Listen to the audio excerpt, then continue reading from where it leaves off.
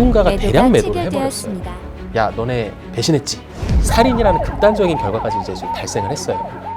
저희가 시세 차트를 봤을 때는 시세 조종에 해당하는 MM이 있었던 것 같기는 합니다. 우와. 요 시세 차익 수익을 극대화하려고 했던 거예요. 더 많이 올라갈 수 있을 거라고 믿습니다. 이거는 단순한 말장난과는 좀 다른 겁니다. 대량 매도로 누군가가 손실을 본 거예요. 아, 뭐 모르죠. 누가 배신했는지 알 수 없지만 진실은 알 수 없네요. 이 MM을 했던 요 기간, 그 두 개 차트를 딱 놓고 보면 명확하게 차이가 나요. 텔레그램 메시지가 백업으로 남아 있었습니다. 헐. 200% 수익 보장한 적은 없다. 자, 이 사건의 스모킹건 무엇입니까? 1억 천금을 노리다가 쪽박으로 가는 거죠.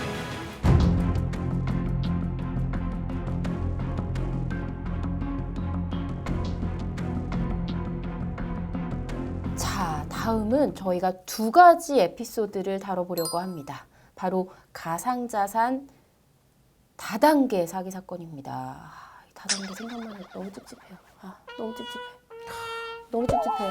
여기에 나오는 항상 그 두 가지 이 혐의 있잖아요. 유사수신, 방문 판매법 위반. 방판법 위반. 네네. 진짜 이거 어떻게 해야 돼요, 이거? 이제 사실 지난 시간에도 한번 뭐 설명을 간단하게 드리긴 했는데 이제 이번에는 저희가 또 잘 혐의가 인정 안 된 이런 걸 좀 볼 거잖아요. 저 이번에 무혐의 사례를 봅니다. 가상자산 이제 다단계 사기 사건의 경우에 이게 다단계냐? 요거는 사실은 크게 쟁점이 잘 안 됩니다. 왜냐하면 다단계냐 아니냐는 사실 그냥 매우 쉽게 판가름이 나요. 딱 보면 알죠. 네, 딱 보면 그냥 이게 단계가 그냥 바로 보이니까 실제로 수당 구조나 이런 게 있다 없다 이건 진짜 예스 노의 문제잖아요. 그러니까 그냥 바로 뭐 보이기 때문에 요거는 사실 쟁점이 잘 안 되고 이게 쟁점이 되는 거는 크게 보면 두 가지예요. 그러니까 사기의 영역과 관련해서는 이게 약속한 수익을 지급할 수 있는 능력이 있는 거냐. 그리고 수익을 약속했냐. 요런 게 일단 사기의 영역에서 하나 문제가 되고 나머지 영역, 요게 사실은 이제 이번 시간에 조금 더 말씀을 드리고 싶은 부분인데 이 유사수신 방판법 관련해서 문제가 되는 거는 지난 시간에 말씀을 드렸었어요.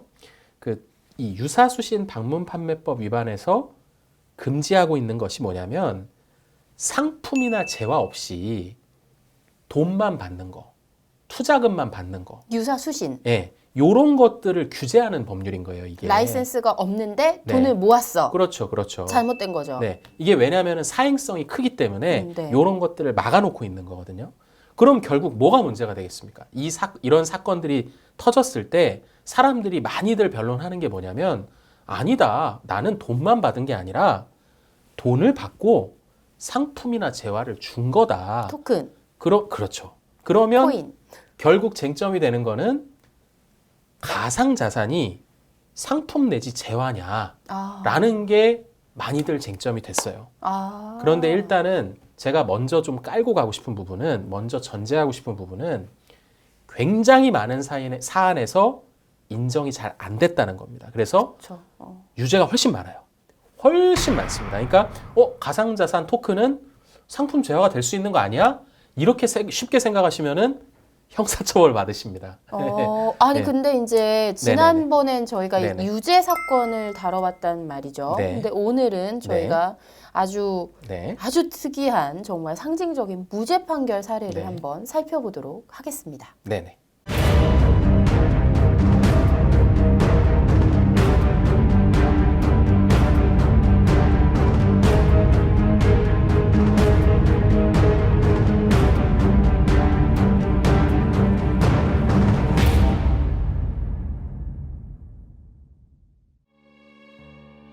C토큰은 미국의 대형 가상자산 거래소에서 거래되고 있는 상장 토큰입니다. 이것을 발행한 회사는 계정당 $1,000에서 $10만 달러를 지급하면 회사가 개발한 인공지능 자동 트레이딩 오토봇이 거래소에서 거래를 자동으로 하면서 이익을 실현시켜 연간 최대 400%에 해당하는 C토큰을 매일 나누어서 지급하고 지급한 이 C토큰은 180일에서 240일 이후에 출금이 가능해 하위 투자자들을 모집하면 일정한 추천 수당을 지급하기로 하는 다단계 사업을 하고 있었습니다.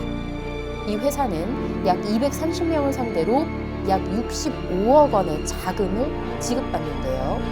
이에 관련된 피고인 4명이 유사 수신, 방문 판매법 위반 혐의로 재판에 넘겨졌습니다. 재판에 넘겨졌습니다. 자, 이게 무죄가 돼요, 근데? 자, 이 사건 좀 흥미로운 사건이에요. 일단 2019년부터 20년까지 2년 동안 재판을 한 사안인데 대법원까지 갔습니다. 제가 대법원 지난 시간에 말씀드렸잖아요. 몇 개 안 되잖아요. 몇 개 안 되는데 대법원까지 손에 갔어요. 꼽히는. 자, 예. 그런데 어떻게 됐냐면 이제 1심에서는 피고인들이 전원 다 유죄가 선고됐습니다. 오. 네, 전원 유죄가 선고됐는데 유죄가 뒤집힌 거네요. 맞아요. 항소심에서 무죄로 뒤집혔어요. 2심에서. 오. 그리고 검사가 가만 안 있죠. 오. 상고를 했죠. 오. 그래서 대법원까지 가서 대법원이 이거 무죄 맞다. 헐. 그래서 무죄를 확정해줘서 판결이 무죄 판결로 끝난 사안이에요. 이 지금 돈이 65억 원, 네네. 230명 다단계. 네네. 내용이 너무 궁금한데? 예, 어떻게 된 거죠? 자, 일단 그 방금 말씀을 해주신 부분 중에 있는데 개정당 1,000달러에서 10만 달러라고 돼 있어요. 그러니까 야, 이거 개인당 피해가 생각보다 크지 않은 거 아니야? 이렇게 생각할 수 있거든요. 근데 이 개정당이라는 게 피해자 한 명이 여러 개 계정을 살 수 있는 거예요. 네. 그러니까 개인당 피해가 뭐 몇 천만 원 정도인 분도 있지만 몇 억인 분들도 당연히 있습니다. 네. 여러 개를 사시는 분들도 있으니까요. 네네네. 이러한 이제 다단계 사기 거래 유형을 약간 스테이킹 다단계라는 표현을 많이 써요. 스테이킹 다단계. 네. 근데 이제 가상자산 업계에 좀 계셔보신 분들은 어느 정도 많이 들어보셨을 텐데 스테이킹이라는 거를. 일반적인 스테이킹은 특정 가상자산 토큰을 거래소나 아니면 디파이의 방식으로 동결시키는 방식으로 이렇게 맡기면은 해당 가상자산과 동일한 토큰을 일정 수준의 이자를 주는 방식으로 얻는 거예요. 이게 원래는 스테이킹의 본질이죠. 네. 네, 이게 정상적인 스테이킹이죠. 근데 요거를 조금 차용해서 뒤튼 겁니다. 어떻게 뒤틀었냐? 일반적인 스테이킹하고 달라요. 뭐가 달라? 원화 내지 이더리움 비트코인을 받고 다른 토큰을 보상으로 지급하니까요. 그러니까 일반적인 스테이킹하고 다르잖아요.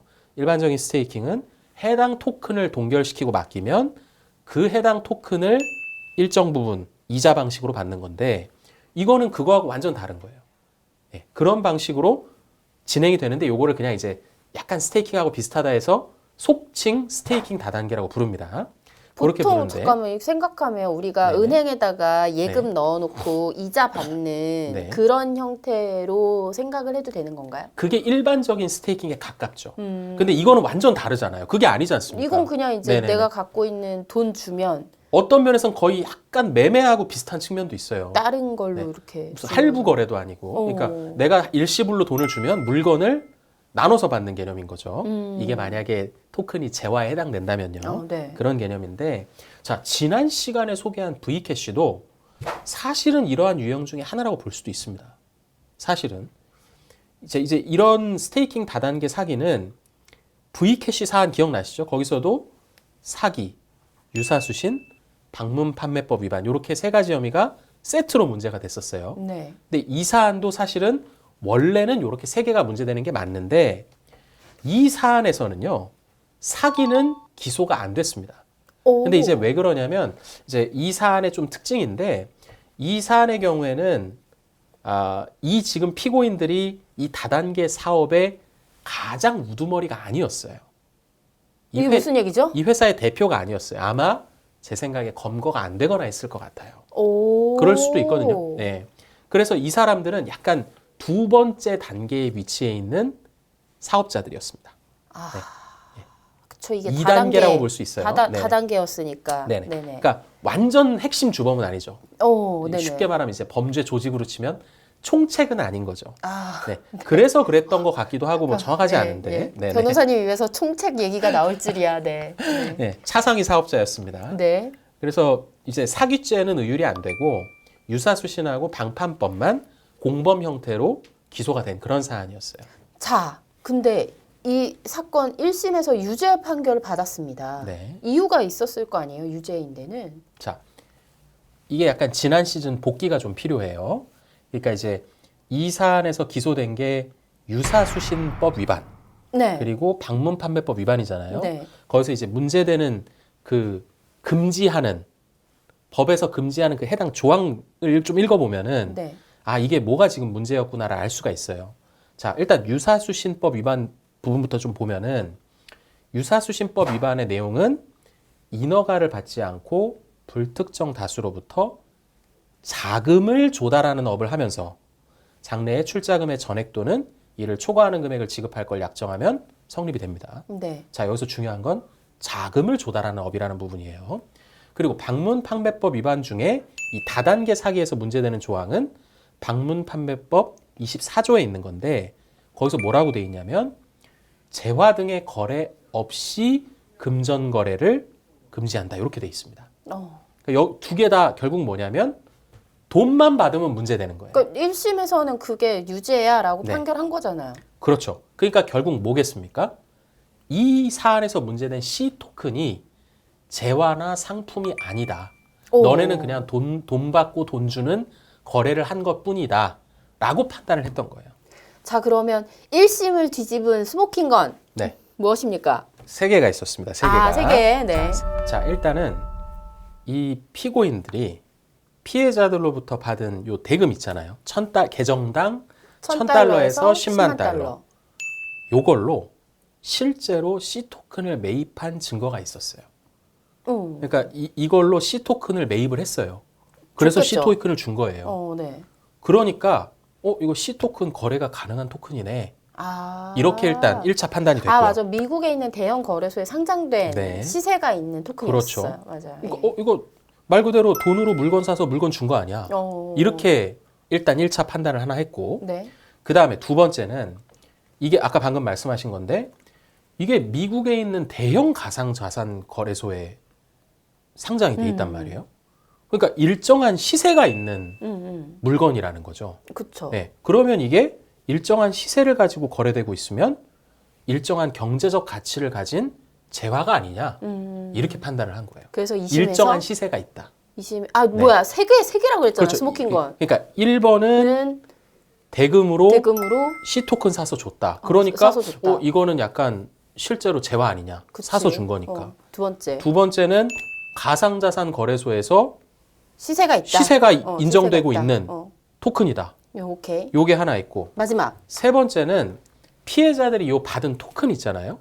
이거를 말 그대로 거래소에 돼 있으니까 상장이 실제로 이걸 처분한 증거도 있었어요. 일부. 그뭐 언제든지 엑시트할 수 그렇죠. 있었네요. 자유롭게 처분을 할 수 있었던 거 아니냐. 물론 이거를 지금 이 사안에서는 180일에서 240일 이후에 처분할 수 있긴 했었지만, 그러니까 이걸 락업이라고 볼 수도 있는데 여기서 이제 스테이킹이라고 좀 약간 개념이 다릅니다. 네, 조금 개념이 달라요. 네. 그러니까 락업은 받았는데 처분을 못 하는 거고요. 네. 이거는 애초에 주는 거 자체를 좀 지연해서 주는 거예요.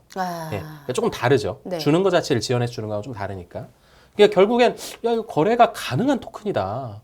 근데 이 정도 되는 토큰이라면 요거는 상품성이 있다고 봐야 되는 거 아니냐. 그러니까 쉽게 말하면 이 사람들이 돈 넣고 돈 먹기를 한 게 아니라 이 상품을 산 거 아니냐라고 본 거죠. 그래서 항소심에서 그렇다면 유사수신법이나 방문판매법에서 금지하고 있는 단순히 돈만 받는 행위 이거에 해당 안 하는 것 같다라고 해서 무죄를 선고해 준 거예요. 그렇구나. 네네. 이렇게 됐습니다. 그리고 마찬가지로 대법원에서도 동일한 취지로 무죄 판결을 유지를 해줬던 거죠. 야, 이거는 진짜 네네. 엄청난 상징적인 사건이긴 하네요. 네, 사실 이렇게 무죄가 난 사안이 많지 않아요. 많지 않고 V캐시를 한번 제가 또 말씀을 드리면 제가 무슨 V캐시에 억하심정이 있는 게 아닙니다. 유죄 판결이 난 사안이라서 자꾸 말씀을 드리는데 V캐시에서는 어떤 게 문제됐는지 한번 돌이켜 보시면 V캐시 사안에서는 V캐시가 이 피고인들이 만들어 놓은 가상자산 거래소에서만 거래가 가능했습니다. 기억나시죠? 네. 그렇죠. 네, 지난 시간에 말씀을 드렸어요. 엑시트 하고 싶어도 못 나가. 예, 일반적인 다른 거래소에서 시세가 형성돼 있지는 않았다는 거예요. 그래서 인정이 안 됐던 거고요. 예, 이런 어떤 차이가 있습니다. 네, 그런 부분을 하나 좀 말씀을 드리고 싶고 그리고 요건 좀 여담인데 사실 이 사안에서도 이거는 판결문엔 등장하지 않는 겁니다. 근데 제가 이제 가상자산 사안을 많이 접해보면서 저의 어떤 촉으로는 여기서 말하는 자동 트레이딩 봇이라는 게 저거 왠지 MM 같아요. 아, 그치. 네. 왜냐하면 MM도 실제로 뭐 사람이 다 이렇게 손으로 딸깍딸깍 눌러서 하는 게 아니거든요. 프로그램을 쓰는 것인데 잘 생각을 해보면 사람들한테 돈을 받아서 물론 약간의 시간 지연은 있습니다만 그 사람들이 준 돈보다 약 400% 많은 C 토큰을 준다고 했던 거잖아요. 네. 그러면 어쨌든 이걸 뭔가 돌려서 불려야 되지 않습니까? 이 에피소드 네. 소개할 때 나왔잖아요. 네네. 자동 트레이딩. 거기서 뭔가 이익을 낸다고만 돼 있어요. 판결문에는. 근데 저의 생각으로는 MM을 한 게 아닌가. 그리고 물론 여기 정말 추측입니다. 추측이지만 시세 조정도 있었을 가능성이 높아 보인다라는 생각이 듭니다. 자, 갑자기 다시 한번 네네. 떠올리네요. 시세 조종은 일확천금 내지는 쪽박이다. 요거. 네네. 네, 이거 네. 네네. 이렇게 가야 될 것 같아. 이렇게.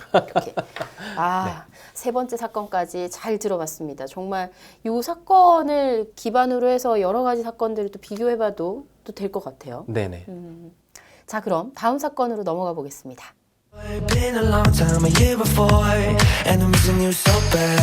Gone away a month or more, every show I go before.